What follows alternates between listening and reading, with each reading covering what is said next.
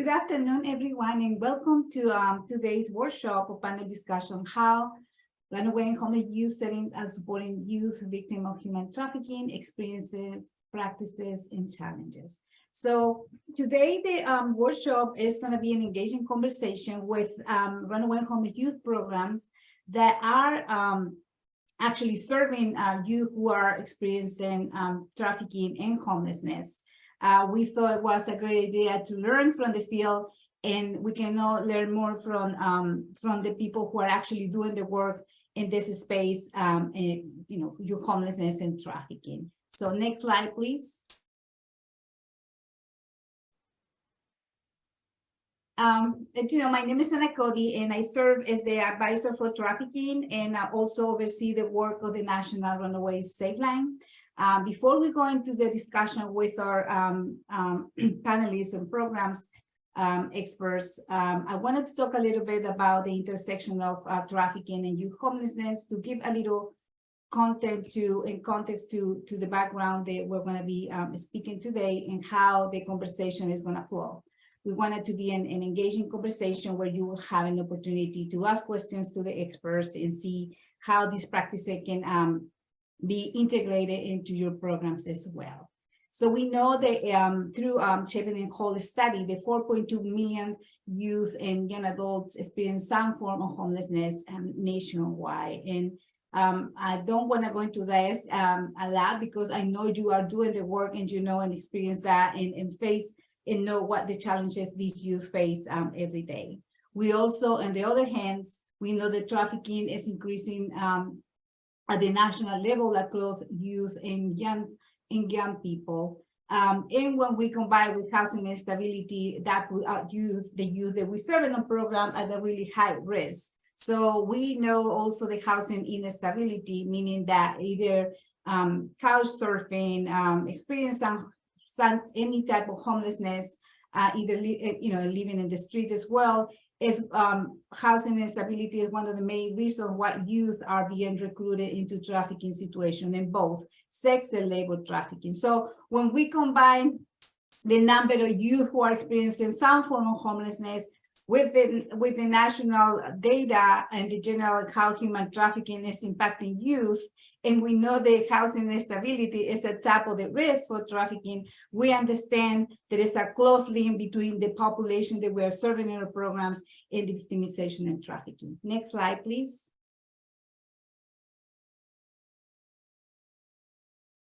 So if we go a little further, talking about the issues of trafficking, there were two studies conducted by the Institute of Medicine and the National Center for Exploitation. Well, they revealed that the youth who are experiencing homelessness, they were also experiencing exploitation in the time that they become or experiencing some form of homelessness. So this was a confirmation that, that what we were talking previously about, that close link between youth homelessness and the moment they start experiencing some form of trafficking or exploitation.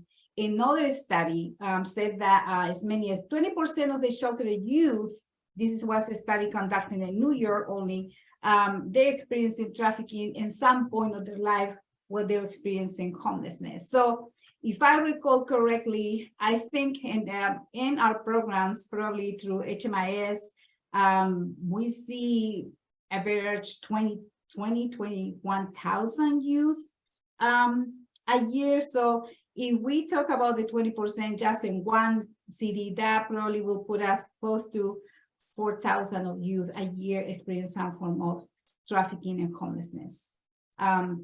We know that the lack of stable homes, strong support system across the youth that we serve in our programs, there are many reasons. That's one of the reasons also what youth maybe go back to the trafficking situations. So next slide, please. So we talk about this research and what we know at the national level, but back in 2020, we, the Family and Youth Services Bureau, conducted an assessment on trafficking in runaway and homeless youth program, specifically to know not only what kind of technical assistance they needed, when it comes to human trafficking, but also to know what they were experiencing at the local level. We wanted to see, is that what we talk about at the national level is what they are really encountering in our program. So we learned a lot, and I'm going to be sharing a little bit of the information about the report in full and a little later today. But main topics or points that we learned from this assessment, what the Irish-wide programs are encountering regularly sex and labor trafficking victims among the youth that were served. They talk about the street level trafficking. They talk a lot about family trafficking and also the trade sex as well, where youth are trading sex for meet a basic need.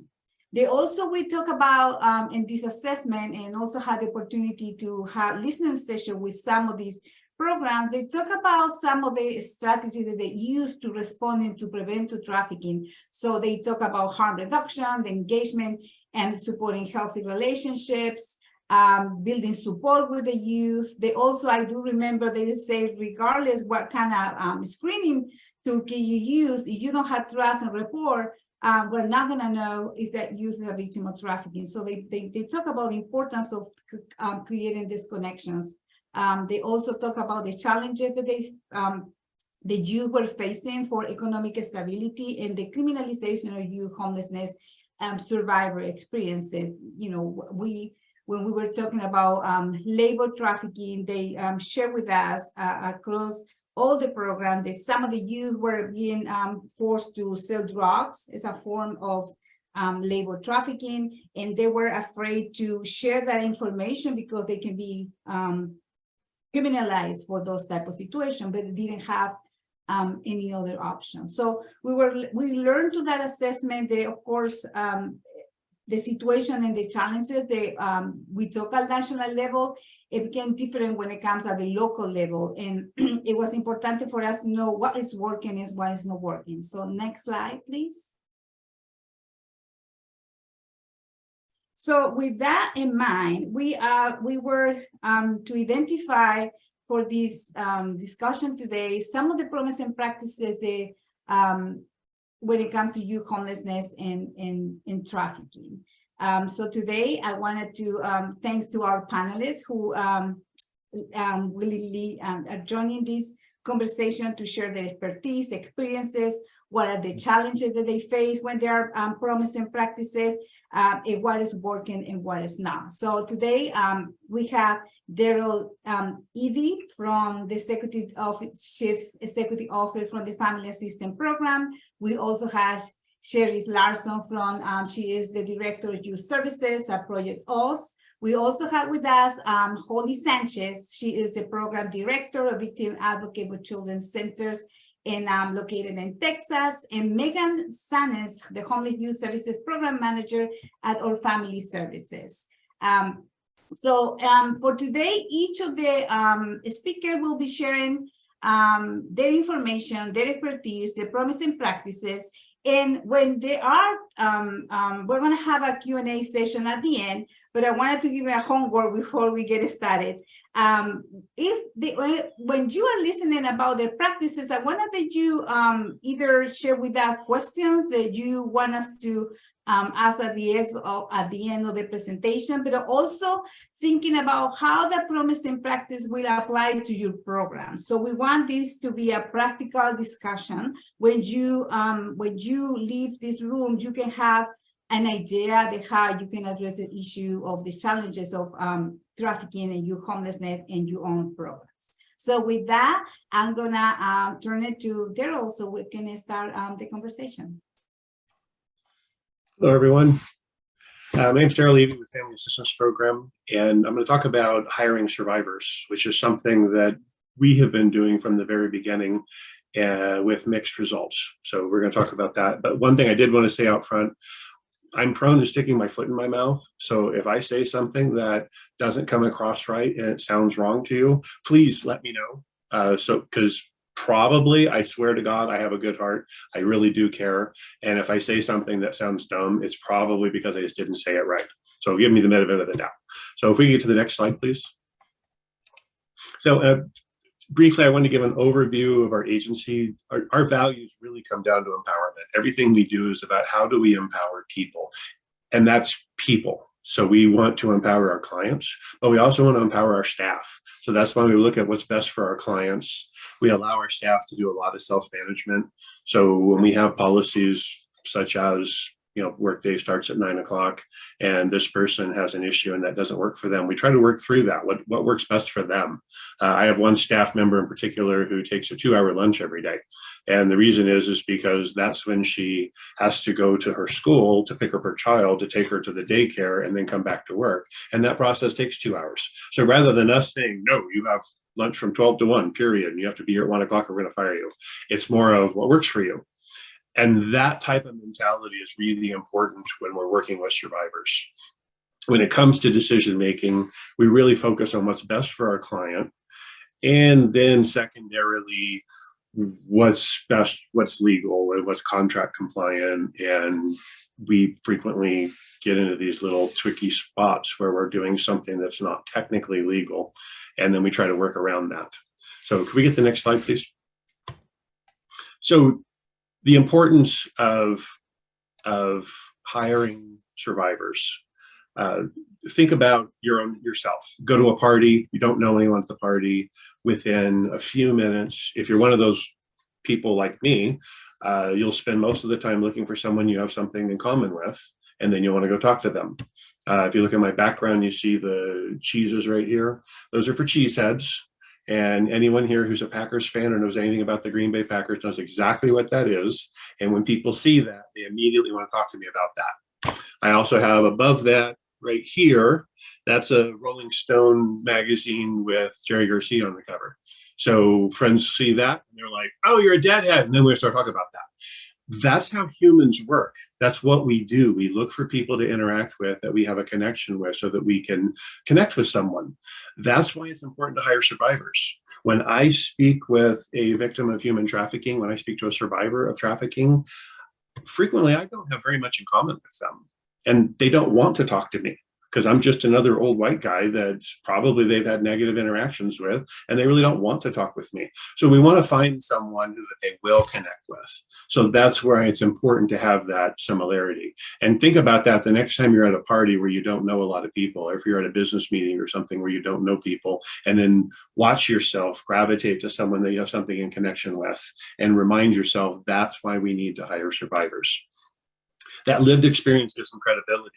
I've seen some of our staff members speaking with clients that came in who were new, and they were talking about where they were, and they mentioned like, oh, do you go to this such and such, it was a donut shop. Do you go into this donut shop, and is Jose still working there? He was such a nice guy. He always gave me fresh coffee at 3 a.m. when it was cold out, and went in there and then the client is looking at the staff member like, oh, you get me. You've had that experience. You know what it's like to really want something warm at 3 a.m. because you're standing on the streets and you're out there and it's cold and it's just a nice place to get away. You know where to go to people so that you can have a conversation about the experiences that we're going through and where and who will accept us and who won't, who will allow us to come in and use the restroom and who won't. That same language that they have, that developing that relationship and having understanding of the barriers that they face, the barriers of relationships. How does a victim of human trafficking establish a relationship with someone and get married and have children in their future? And how do you discuss your sexual history with someone in those types of issues? That's important. Those are really important things. And those are conversations that sometimes you can't have. I loved in the keynote speaking yesterday where the speaker was speaking about sharing your lived experience. And why, social workers are not allowed to do that. If you're a therapist, you can't do that. There's specific rules about that. But for a caseworker, it's a huge advantage. It's an important element. So it needs to, we need to have that element in there. Can I get the next slide? And then that brings us to one of my favorite sayings, which I modified a little bit. The saying is, if not me, then who? And if not now, then when? And that's something that I've really lived my life by, and I try to find that into our values with our agencies. So many of the people we work with, they can't find a job, and they have some great job skills, and but they don't know how to put that on paper, and they don't know how to find those jobs. So if we're not willing to hire them, who is going to hire them? And if we haven't taught them that if your workday starts at 9 o'clock, you really should be there by 9 o'clock. And what is appropriate dress? When I have new hires and they come in, I love the job interviews. When they come to a job interview and they look really, and they dress, they want to dress really nice because they know that you go to job interviews, you dress nice. They come to the job interview and they look like they're going clubbing. And for those of us in the professional field, we know that the way you dress to go clubbing and the way you dress to a job interview are not the same. But yet sometimes the people we serve don't know that because they haven't been taught that. And if we're not going to teach them, who will? I mean, those are things that they need to learn. So we want to work through that.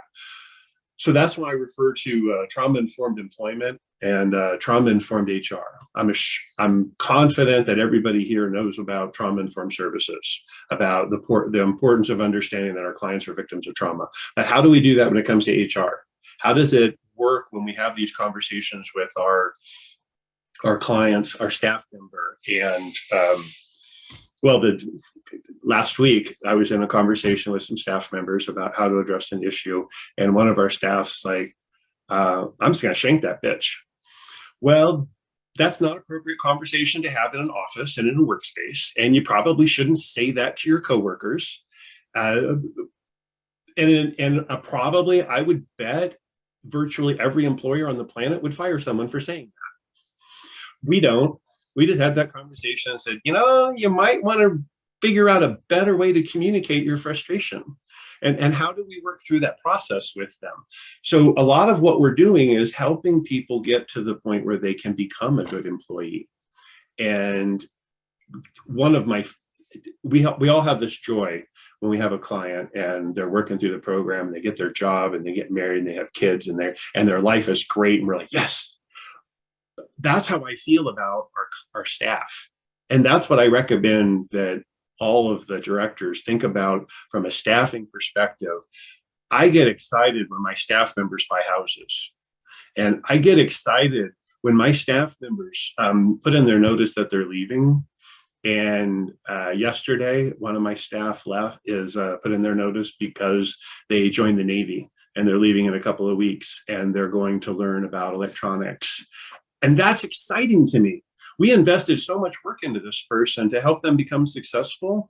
And sure, I want them to stay with me and be successful with us, but I want them to be successful.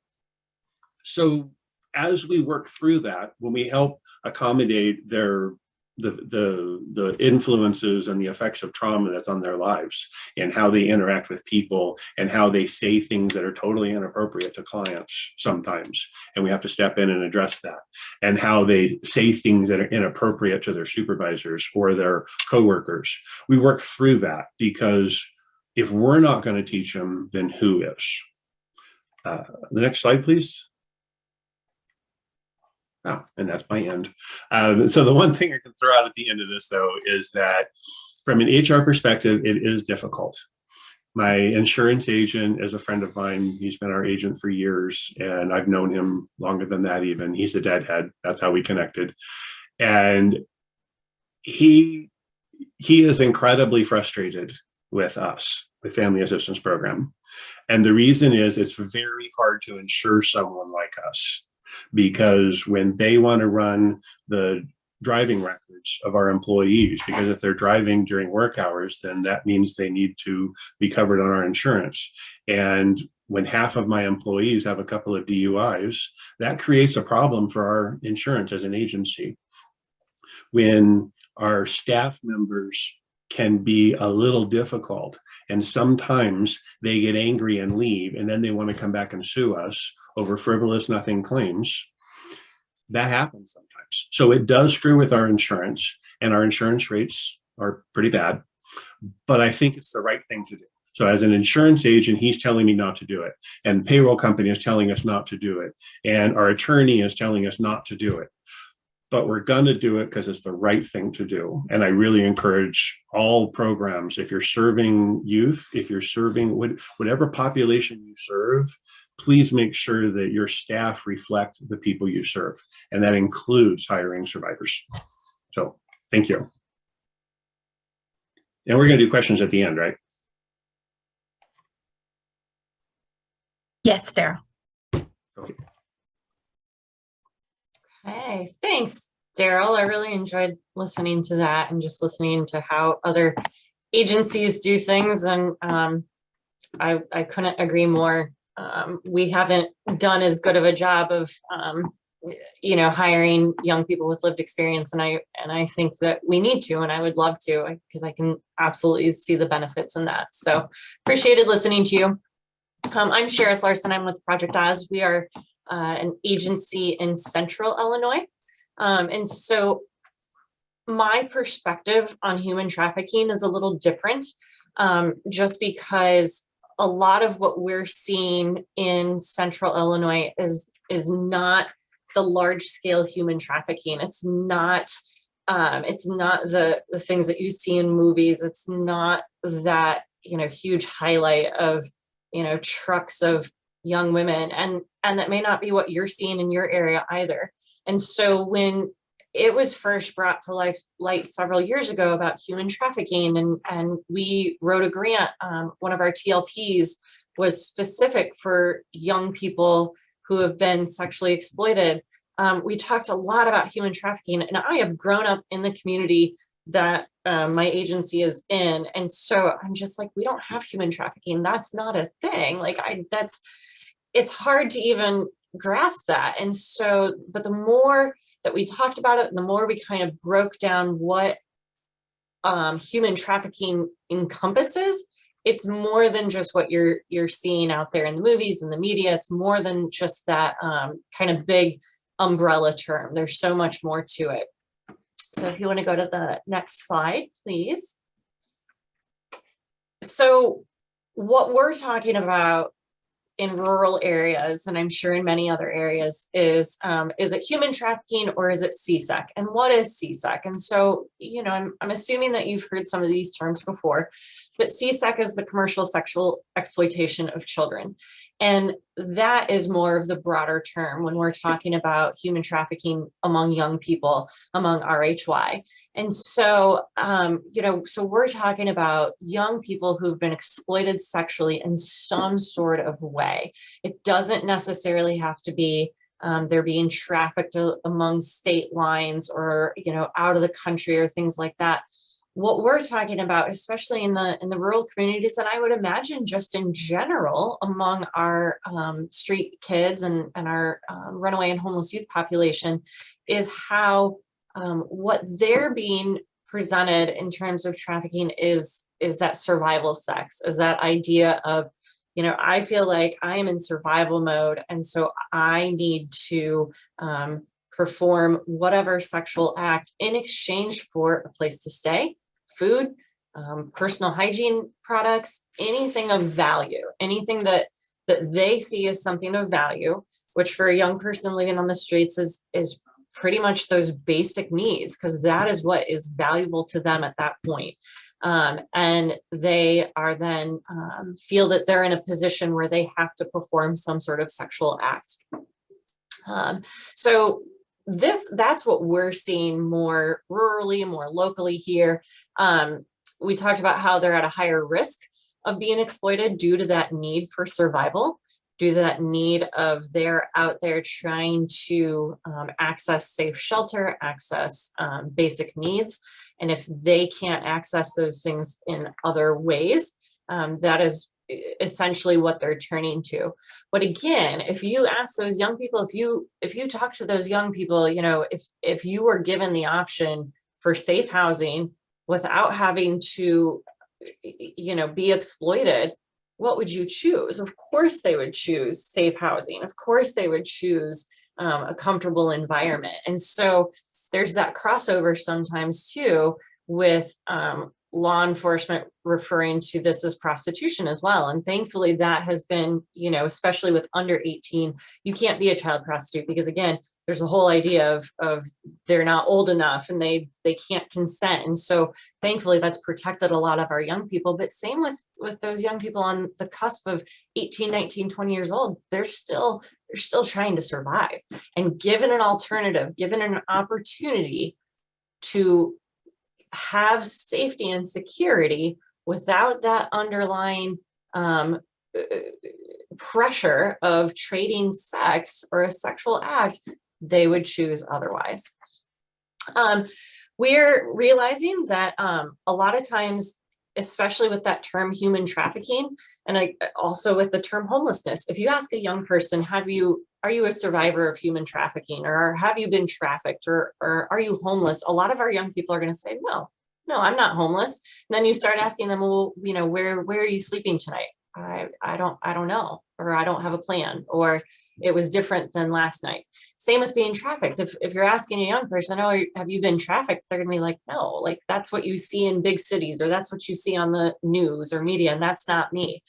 So they're not going to self-identify. So being able to ask those questions, and that comes in your safety screens, your safety assessments, asking those questions that kind of get down to, okay, have you felt pressured to trade things of value, things like that. And once you start getting more into those questions and they start answering yes, that's when we determine that, a lot of our young people have been exploited. Homelessness, of course, puts young people at risk for trafficking. It creates vulnerability and need for survival, which then, of course, means that they're more of a target from traffickers. And a big thing, of course, is prevention. So if we're talking about prevention, if we can prevent youth from ending up on the streets, then we can prevent them from getting caught up in the world of trafficking and being more of a target. Next slide, please. So sexual exploitation among RHY. And the statistics show, I included a link which you'll be able to either quickly throw in your search bar, or once you get the slides, you'll be able to look at this further. But the National Runaway Safe Line, which of course we're highlighting as they're a big supporter of our RHY conference and all the work that we do. They did a study called the National Trends on Youth in Crisis. And between 2017, it reveals that trading sex for something of value among RHY has gone up 100%, which is huge. The 2016 report, based on data from FISB's Street Outreach Program, found out that about 36% of RHY traded sex for a place to stay or another need. So it's prevalent. And if you're not already aware, which I'm hoping that a lot of us are, especially in our street outreach program, since that's kind of the crux of what the street outreach program is supposed to be for. If you're not aware of that, I mean, just understanding these statistics and realizing that it's gone up significantly in the last 10 years, just realizing that. In addition, according to the FBI's electronic database, at least 441,000 children were at risk, just at risk, of being trafficked last year, as they lacked traditional means of meeting their basic needs. So several years ago, when we wrote a grant for our transitional living program and focused specifically on youth at risk of sexual exploitation, we wrote that intentionally, because if you think about our RHY population, aren't all of them essentially at risk of being sexually exploited because they're on the streets? They're not in traditional living arrangements. They're couch surfing. They're they're moving from place to place. They're in shelters. They're lacking those basic needs. So a lot of, if not all of our young people at some aspect are at risk. And if you start looking into some of the screening instruments that are out there and realizing, okay, what are some of the things that puts a young person at risk? It's kind of like the ACEs questionnaire. When you do ACEs, a young person who has experienced 10 or more ACEs are going to be at a higher risk for, trauma in the future and things like that. Same thing with young people who have been who are at risk for human trafficking or at risk for sexual exploitation. There are specific measures and markers that put them at a higher risk. And the majority of the young people that we're working with in our RHY programs are hitting those statistics. So some of the questions that we've put in our screening instruments, and I think a lot of people have, these are not unique to us, we didn't make them up, but things like, have you ever felt pressured to trade sexual acts for things of value? Or, we understand that a lot of times young people aren't able to find their basic needs or meet their basic needs. Have you ever felt that you've had to trade a sexual act to be able to meet those basic needs? Do you have access to basic needs such as health and hygiene items, safe shelter, or food? And then asking kind of follow-up, okay, where do you have access to those? Where are you able to find that? And being able to kind of figure out what they're doing to be able to get the things that they need. Certainly trauma-informed language and questions, using survivor language, which Daryl talked about quite a bit, just the simple fact that he talks about hiring survivors and not hiring victims, having that survivor language rather than victim language. I've also noticed too that when we're doing our safety screens on our young people, or when you're asking all those questions, and this is, I think, in general, not just for survivors of human trafficking, but when you're asking those questions, our young people have come to us after a lot of trauma, after a lot of different agencies. They've been asked these questions 10, 15 different times, right? They've gone through safety screens, they've gone through assessments, they've been asked dozens of times. If you sit with them, even just next to them, asking those questions so they can see what you're asking, they can see what you're writing down, just being a little more transparent rather than sitting behind a desk with your clipboard in front of you, writing down everything that they say, because, they already feel vulnerable. They already feel like they're telling you their whole life. Being able to show them, okay, here are the things that I'm asking, here's what I'm writing down. Does any of this seem incorrect? I think is a huge step just to gain that trust with them. And then appropriate shelter options for RHY. Those would include youth-specific shelters, host homes. There's, host home models that will take in young people, hotel models, all important to provide safety and security for youth at risk. Youth in adult shelters are certainly made more vulnerable as other adults or RHY may use shelters as recruiting grounds for trafficking. And so, the idea being that locally we've got 2 adult shelters, and that's it. We don't have youth shelter options. We have host homes, which we have through our BCP, but we don't have a youth specific shelter. And so what we had to do when we, kind of grew and got bigger and realized that young people, when they're put into a adult shelter, even if they are legally an adult, even if they're 18, 19 years old, a young female or a young male who's been exploited is going to be at a higher risk of further being exploited in these adult shelters. It's not a best practice. And so we were able to employ a hotel model. So we were able to remove those young people from that situation and create a safer space for them. And it's a hotel model that provides security because there's a secure entrance, there's cameras around the building, just because that's how the hotel has it. It's not a motel. You don't have outside entrances or access to the rooms. And so it's more secure. And a lot of our young people have said, we feel much safer at that hotel, knowing that this is a safe location rather than in the adult shelter. Next slide, please. So with all of this, I don't want to negate the question or negate the idea of prevention as well, because of course we want to be able to provide prevention as well. So this comes as young as runaway prevention, because we know a lot of young people who have been exploited or who have then become trafficked in later years were likely runaway and homeless youth to begin with. So preventing those first episodes of running away, or coming in when you hear of young people running away, coming in at that point and teaching them about how, basic life skills and how to protect themselves and how to respond to, grooming behaviors and things like that. certainly all of our trauma-informed and positive youth development principles, general life skills and protective factors for youth. So, we know that a large protective factor for a young person is just a caring adult. If you can match them with a caring adult and have that caring adult in their life as a touch point, even if they do feel like running away, having someone to call that's safe is better than them feeling like they have no one to call, no one to turn to, and then they turn to people on the streets.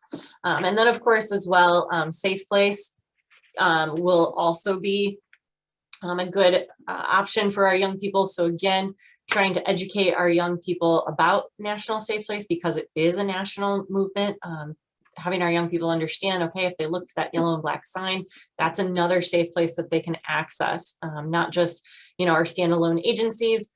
We have all of our fire stations, all of our buses, our transportation in the community, as well as a library, as well as a drop-in center, are all licensed safe places. And so our young people can access our services through all of those different venues. The local transit company just told me about a movement that they're working on, and it's specifically for trafficking victims. And so we talked about how we're going to be able to combine those efforts. And so I think that's another way to just be able to offer prevention, so our young people are able to take care of themselves and are at a lower risk of being exploited or trafficked. I think that's the end, I believe. Yes, thank you.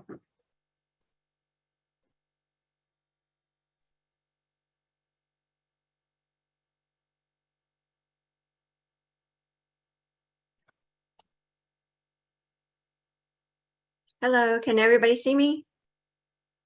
I can't see myself, so okay, so my name is Holly Sanchez. I'm the program director and a victim advocate with the Children's Center, Inc.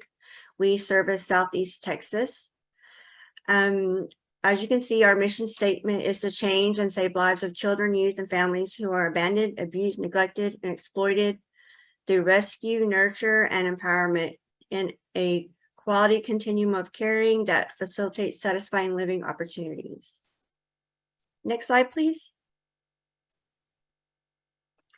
So, as you guys were talking earlier, especially Miss Sherris, the trends and challenges that we're seeing here in Texas. Texas is number 2 in the nation for sex trafficking, and the reason being is that we're on the border. We're right here on the Gulf of Mexico, and we have oil here. So if you know anything about trafficking, traffickers follow where the money is. So there's money to be made here in Texas. So that's why Texas is number 2 in the nation for trafficking. Labor trafficking is common and money is served in our program. We have a lot of undocumented minors here because we're right here by the border. We're seeing a lot of that happening right now. We've gotten so many cases where undocumented minors are being labor trafficked or human trafficked by their sponsors. So people who allow these youths to come into their home, they're telling them, okay, so you have a debt to pay and this is how you're going to pay it. And we're seeing a lot of that. It's very disturbing, but it's happening. We got a call actually to this morning about a youth in that situation. So, okay, youth who run away, who are also trafficked, struggles with multiple traumatic experiences. So a lot of these kids, they're vulnerable, they're at risk to fall into the hands of predators who are seeking them out. And we have a lot of kids that just run away, and it could be something insignificant like, mom didn't let me play on the Xbox or whatever, so I'm just gonna leave. I'm gonna run away. I'm just gonna, stay at a friend's house. And what that youth doesn't understand is that they are putting themselves at risk to fall prey in the hands of traffickers. And this is happening. Kids are falling prey to the hands of traffickers.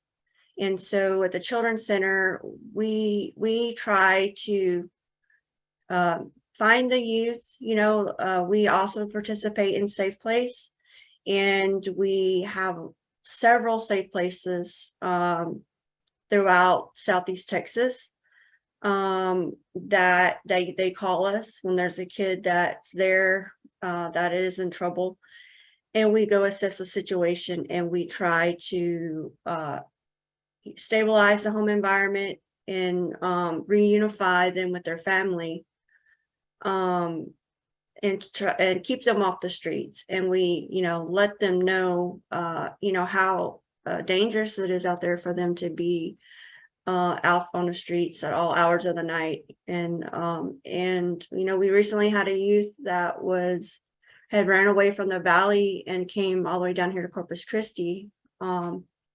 And she, you know, was mad at mom. She wanted to be with her boyfriend, and she was just on the streets all hours of the night, you know, going from couch to couch. And then when we got the call, you know, we were boots on the ground and looking for this girl, putting up flyers and everything, asking her friends information. And then we finally got to the girl. She was, I want to say 15. And we, you know, told her these things, how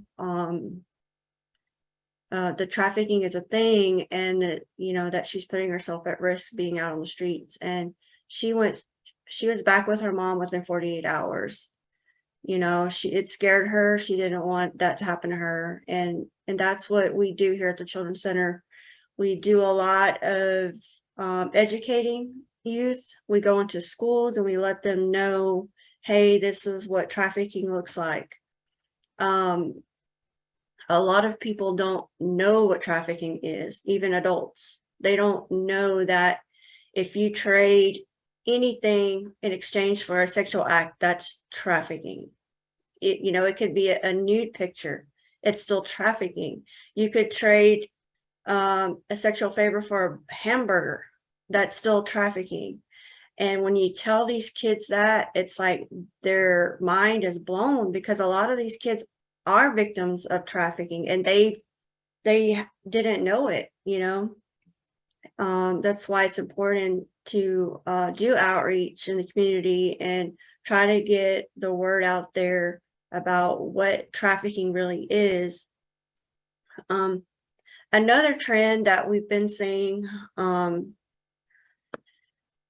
traffickers are having other teenagers recruit from within the school. We're seeing that. We've had that here in Corpus Christi, where, you know, kids that are being trafficked, you know, their way out of continuing to be trafficked is to become a recruiter and recruit from the school. And what that looks like is, you know, what the traffic youth will come up to another kid, and, you know, they're wearing name brand clothes, or they're carrying brand new expensive phones, and they're living way outside their means. And so the other kids, they want to live like that too. They want those things too. So that youth will say, well, come to this party with me, meet my friend, you know.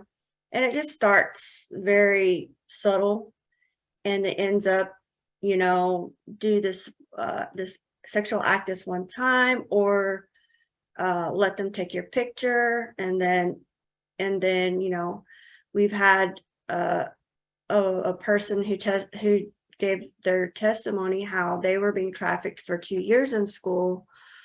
And, you know, they had a healthy home environment. They had both mom and dad married. Everything was good. They were middle class, you know, family, no struggles financially.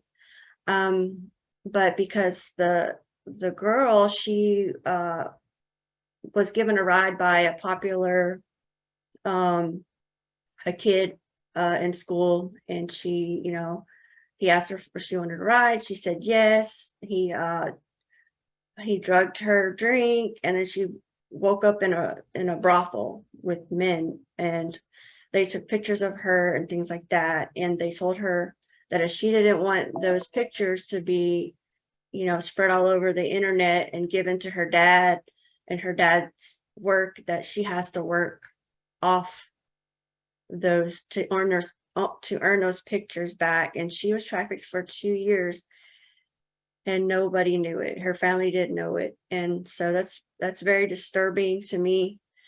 And so you wouldn't think that here in America that's right here in front of our face.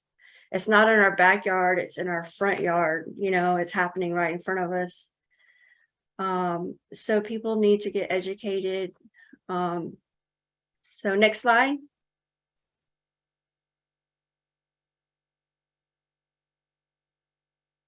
Okay, so this is our promising practices. We have our TRAF state. They're trained to be trauma sensitive, to stabilize and intervene a trafficked youth, to know the red flags of youth being trafficked. Safety planning is a must with our RHY. Resources are being connected, such as mental health, medical, and legal. We work hand in hand with law enforcement and connecting with Office of Trafficking Assistance to immediately start the legal process. So yeah, we at the Children's Center, our staff, we go through so many trainings to be trauma sensitive, to not trigger these kids and re-victimize them all over again. And we have a screening tool. So when we ask questions, ask those questions about, have you ever traded a sexual act for food or for shelter and things like that? And that's how we pick up on the red flags and things with the youth. And we are partnered with several agencies in the community. We are always networking, trying to find partnerships so we can have resources to connect them with, such as the mental health, the medical, and even legal. We help them, especially the undocumented minors, help them get everything they need to be here in the United States and be successful. Is there one more slide? Okay, we have a drop-in center where kids can come and wash their clothes. They can come take a shower, get some food. We have beds, they can take a nap. We also have host homes where youth can stay to up to 21 days. And it's kind of like a foster home, except for it's a voluntary position. We have those throughout Southeast Texas. We have several host homes throughout Southeast Texas as well, and drop-in centers. And again, we network with other organizations to get these kids shelter and to get them the things they need to be successful and to recover and to thrive in the community. We do, we educate the schools, the public. We call in a case that we encounter a trafficked youth, and we have a 24-hour hotline. So we're always getting calls, and we're always boots on the ground and out there doing what we can to keep these kids safe. I think I have one more slide.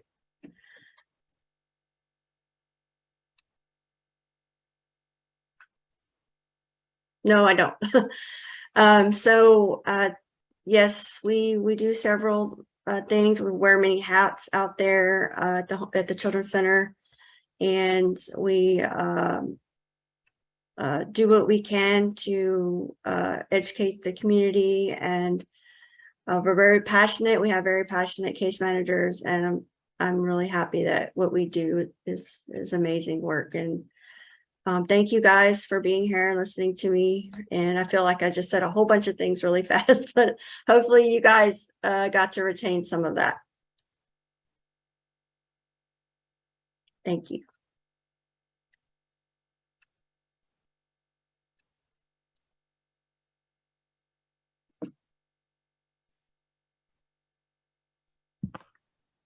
Hi, everyone. Thanks for coming today. My name is Megan Sains, and I am the Homeless Youth Services Manager at Our Family Services in Tucson, Arizona. Next slide.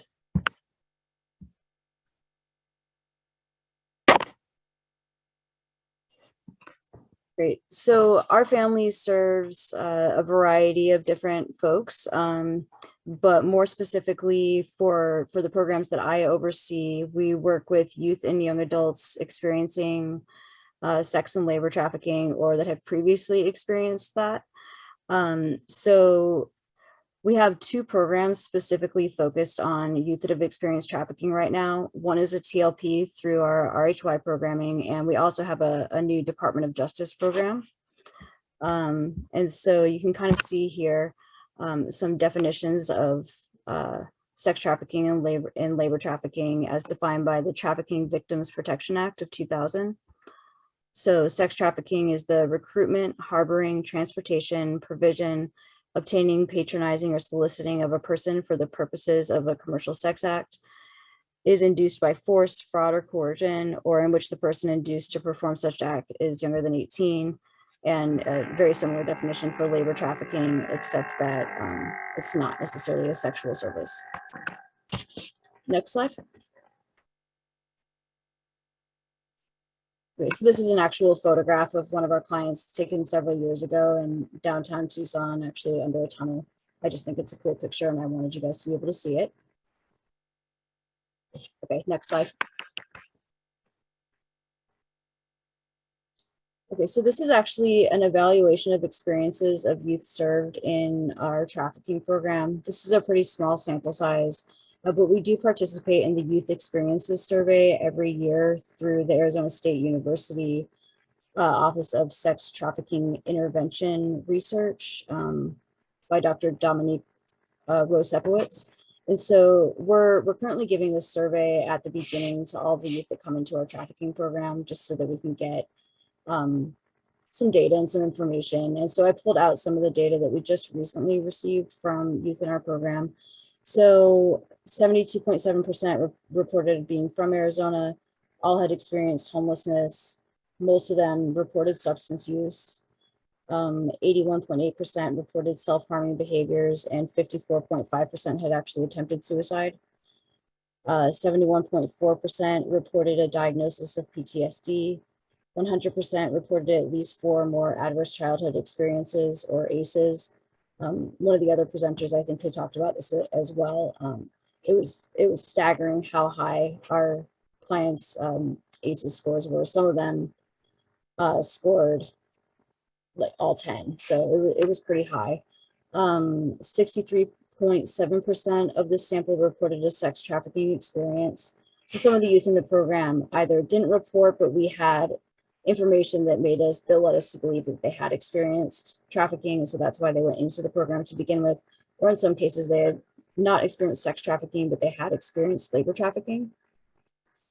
So 71.4% of youth reporting a sex trafficking experience reported that it occurred before the age of 18, and we found that the median age was 15.9 years.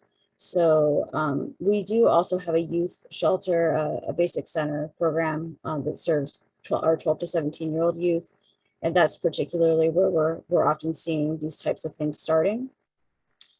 80% reported that in the past someone had encouraged, pressured, forced them to exchange sexual acts in exchange for money, drugs, a place to stay, clothing, or protection. So quite high. And then 40% reported being fearful to leave this situation due to fear of violence or other threats to harm them or their family. Okay, next slide. Okay, so these are the services provided and some of the techniques that we're using with our youth who are survivors of trafficking.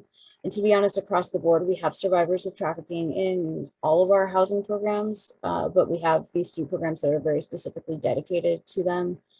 We are using these practices though across the board in all of our housing programs for the youth and young adults that we serve. So we use a scattered site housing model. So clients are in their own apartment. They're able to choose the part of town that they want to live in. So they can be close to any natural supports. They can be close to school or work. We use intensive case management services. Clients receive advocacy and extra supports, including life skills and parenting education, sexual health education.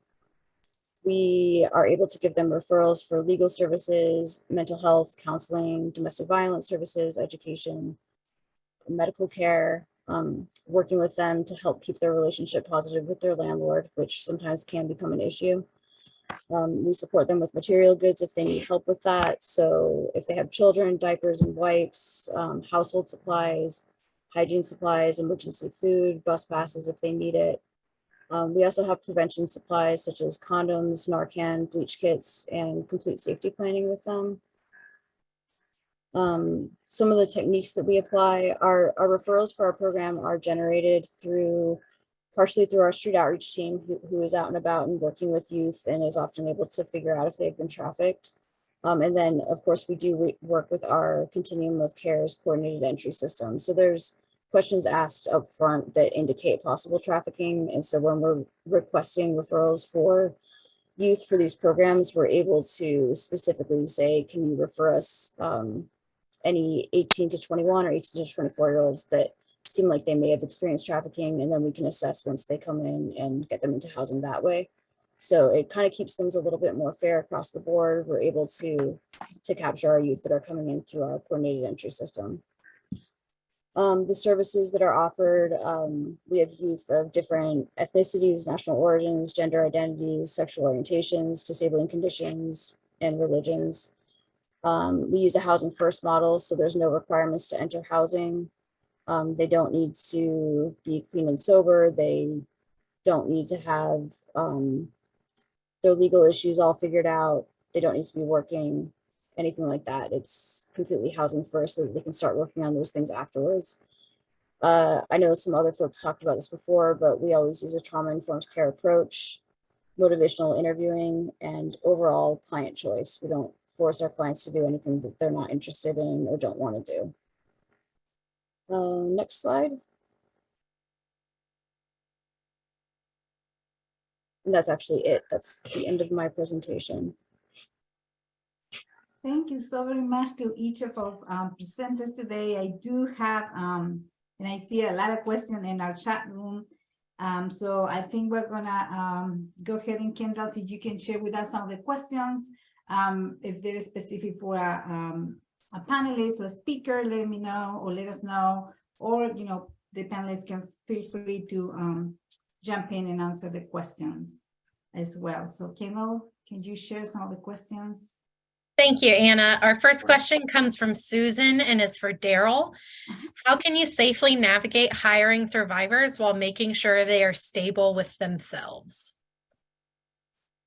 Yeah, that's a real problem, and you can't. So we play the hand we're dealt. So it is common that when we hire survivors that have maybe not been out of the life very long. I mean, we try to make sure they've been out for at least a little while, but it's common for us to have hire people that still have active warrants. But then I look at it from the perspective of they have an active warrant because they need to pay the fine, but they can't pay the fine until they get a job, and the only way they have to make money is to go back into trafficking. So it's it's tough. We frequently are hiring people that are difficult. They're difficult to manage. And then I also saw a related question in there about how do you know someone's a victim of trafficking? How do we know that they're a survivor when we're doing the interview process? And we don't. They almost always disclose it right off the bat. The question we ask is, why do you want this job? I mean, you're just looking for any job, or do you want this job? And if you're looking for this job, is there a reason why you're passionate about serving victims of human trafficking?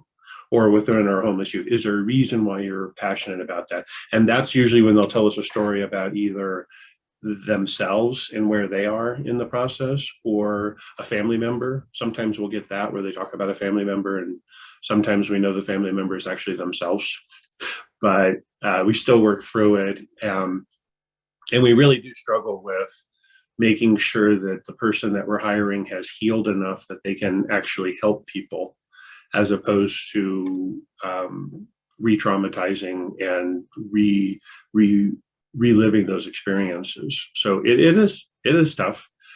We try to make sure that we match the right person into the right position. We've had several case managers that were hired to do other things because they wanted to be in this field and because they were survivors, but they hadn't healed enough to be a case manager. So then we provided that training to get them to that place. I hope that answered the question. I saw some feedback in the chat that looked like it did answer the question. They thanked you for the answer. Our next question comes from Courtney and is for Charis. Courtney says, you mentioned that adult shelters may become a space for recruiting. Have you or anyone else seen recruiting happening at youth shelters or drop-in centers? If so, is there anything that staff can be aware of to identify this or prevent it? It's a great question. And I saw Daryl's response in there as well, which I appreciated, because I have it up so I can read it. He says, I would not necessarily call it recruiting. Victims will brag about parties, drugs, and money of their life, and then ask people to come with them, which is also very true. They'll talk about, some of the things that they feel are the benefits of, whatever lifestyle. And then other young people hear about it and they're just like, oh yeah, I want in on that too. We have seen some of our young women, and again, they're just as much victims as they are then recruiters, because they're being told, hey, if you get some of your friends to come with or to come hang out and to be friends, you'll get the nicer place to sleep in at this place at my location, or I'll give you my full link card. I mean, because a lot of times it's the SNAP benefits, the link card that they're giving away as well. And so I mean, we had a young woman in that exact situation who then was coming. She was a active client of ours. And we saw her starting to befriend some of the other young women, and we thought, oh great, they're making friends. Well, then we realized what was going on, and I don't think it wasn't malicious. She's just as much of a victim, and she was just put in that situation. And you asked, if so, is there anything that staff can be aware of to identify this or prevent it? And I'm going to do kind of a plug for RITEC as well, but there was actually a training, a webinar that was done about a year ago, specifically on peer recruitment in human trafficking and in shelter settings and drop-in settings. And so I know that it's on RITEC's website, and so on their training center. And so if you want more information, you can absolutely go to that, and it's a whole presentation as well. But I think, just kind of like Daryl said in his response, just hearing young people bragging about some of the stuff that they're getting, or befriending new young people that maybe they wouldn't have necessarily befriended. When you see mismatched groups of people together, that aren't necessarily, they wouldn't have necessarily been friends otherwise, maybe kind of picking up on that and just asking some questions like, oh, I've noticed that you're starting to hang out with so-and-so more and more. Like, talk to me about that. How's, what's your commonality? What are the things that you're both interested in? And maybe getting a little bit more information there. Thank you. This question is from Holly and is from our Region 5 Federal Project Officer, Nikki. What work or process did your program engage in to get the youth you referenced reunited with her family within the 48 hours?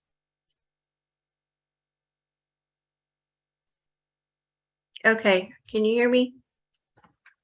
Okay. So I'm sorry, what was that question again? What work or process did your program engage in to get the youth reunited with her family within the 48 hours, the young person that you mentioned during your presentation? So we made flyers of the youth. We heard that she was last seen on a city bus. So we put the flyers on all the bus stops in the area. And people saw the flyers and they would call us and give us tips. And we were also working with law enforcement, and we were also working with partners in the community that could help us spread the word more, to get it out there that she's missing, or she's run away. And so it was a fast process, this case. Unfortunately, not every case ends this successfully, but because we had the help of the community and just boots on the ground, putting up flyers and getting tips from other people that seen her picture. Thank you. Megan, Natalie would like to know more about the bleach kits that you mentioned during your presentation. Yeah, so it's a small kit with like a little bit of cotton, and it's got like some rubbing alcohol and some other fluid in it, I believe, but it's used to prepare needles or a site of injection, potentially if somebody's using drugs that require that they use a needle if they're shooting upward. We're using a harm reduction approach, so if they're not ready to quit using, at least they can use a clean needle. And so we're handing that out often during our street outreach. And if we have any clients that are in housing that we know are still using, we're giving that to them too. Thank you, Megan. This question is for Anna or anyone else who knows the answer. R. Carter asks, which state is #1 for trafficking? Usually the top of the list are 3: California, Texas, and Florida. And that is coming from the numbers of cases. And it has to do with, data is very limited. So usually those are always the 3 top, but you also have to consider the size of the states, how involved are with the cases and the law enforcement. So the top of the list are the 3, but also we think that, I think trafficking happens everywhere. If, the only way that we don't see it is just not to look for. So sometimes a little sectors about, who are the traffic, more traffic areas in the United States. But just to answer the question, those are only the 3. They're always every year they're the 3 top with more cases and more situations. But it says, you have to go into look into all those factors that they influence those the leads or why they're coming in the first place. Because as you can see today, there was a lot of situational trafficking in rural areas that sometimes we don't hear about it.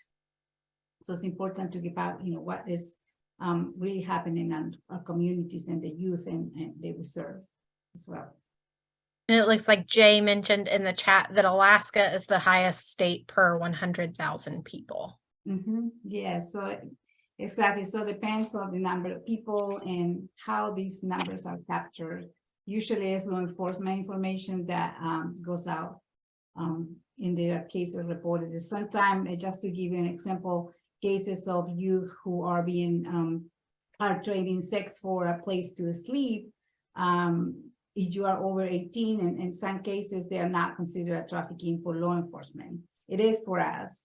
But sometimes law enforcement doesn't report those type of cases, or forced labor or trafficking, which are very more complicated to identify as well. So it has so many factors that influence the the data and why these states are at the top every year. We got so many great questions, and I think we only have time for one more, but we will try to get answers out to the rest of your questions through email if possible. So for everyone, anybody who'd like to chime in, from Susan, what do you feel is the most important thing to know when working with survivors of trafficking?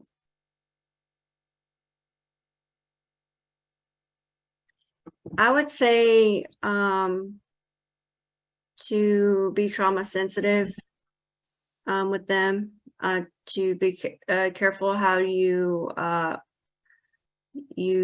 say things, you know.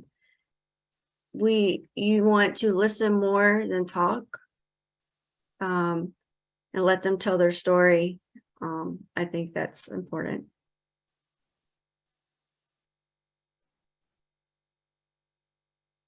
I think it's important when we work with young people, and it goes to all of them.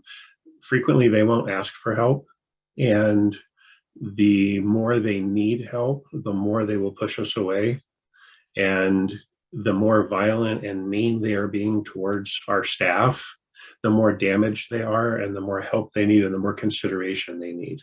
It's why the people who need the most help usually have the hardest time receiving any help. So when someone gets in my face and yells at me and tells me that I've never done anything ever to help them, I have to remind myself that that's their perception and I need to work with that. I would say the understanding that the first few months, especially if you have like a housing program, the first few months might very well be like a honeymoon period, because a lot of young people finally feel safe, right? They feel safe, they feel secure, they're feeling like, oh great, I've got some stable housing. But then some of those feelings of maybe missing that lifestyle, which may sound just bizarre to us, but just because that's a lifestyle that they knew, maybe missing that lifestyle or some other feelings that you're not familiar with that they are likely going to come back up in 4 to 6 months, and just be prepared for that. And preparing them for that too, I think is even better, because then it won't come as a shock to them. If you say, you know what, if you feel those feelings again, or if something comes up and you feel like you want to bail from this program, let me know right away, because it's undoubtedly going to happen. But let's just have a conversation about that.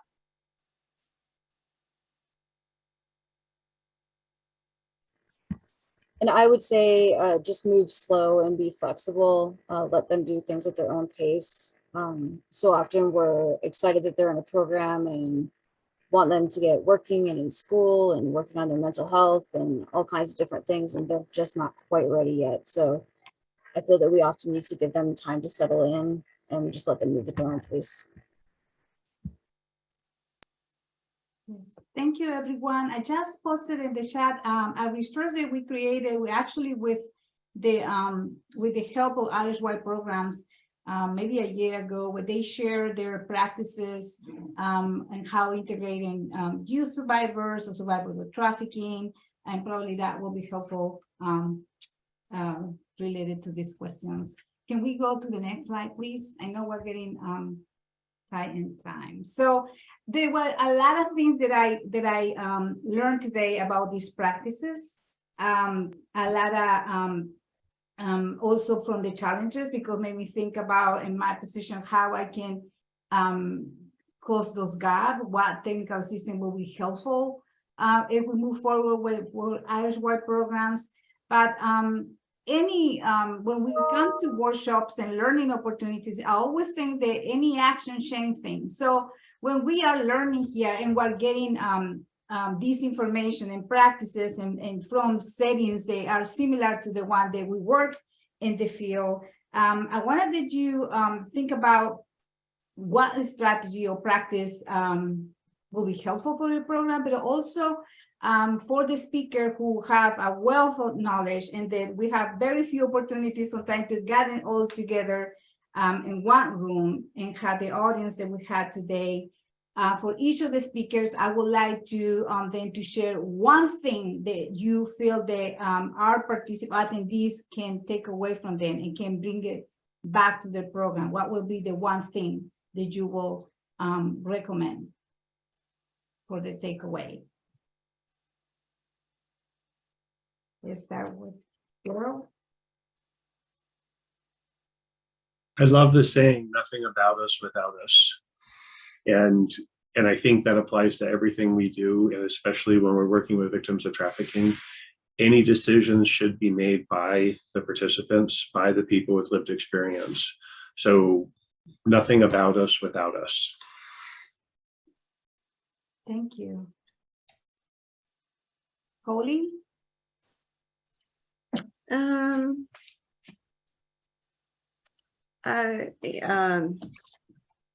I would say, I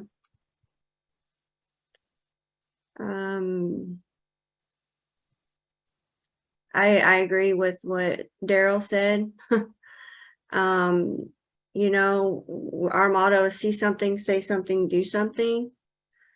I see that so many people seeing things, but they never say or do anything about it, you know? So it's time that more people do something instead of just being, you know, a bystander, not wanting to get involved. So yeah, see something, say something, do something. Thank you. Sherry? Look for the small red flags or the smaller things, not the blatant things that you might identify with survivors of trafficking. Maybe some of the smaller things, like, you know, they came into your drop-in center today and they didn't have access to their basic needs, but then tomorrow or the next day they suddenly have easier access. And just, you know, asking those tough questions or asking those questions just to get some more information. Thank you. And Megan? I would just reiterate what I mentioned before, move slowly, small victories. You know, maybe they made it to a program to enroll in a GED program one day, but maybe the next day they're unable to go because they're not feeling up to it, but they still have a chance, you know, the next day to go. Let them move at their own pace. Be mindful of that. Don't put your expectations of what you think they should be doing onto them. Let them come to the realization of what they want to work on their own.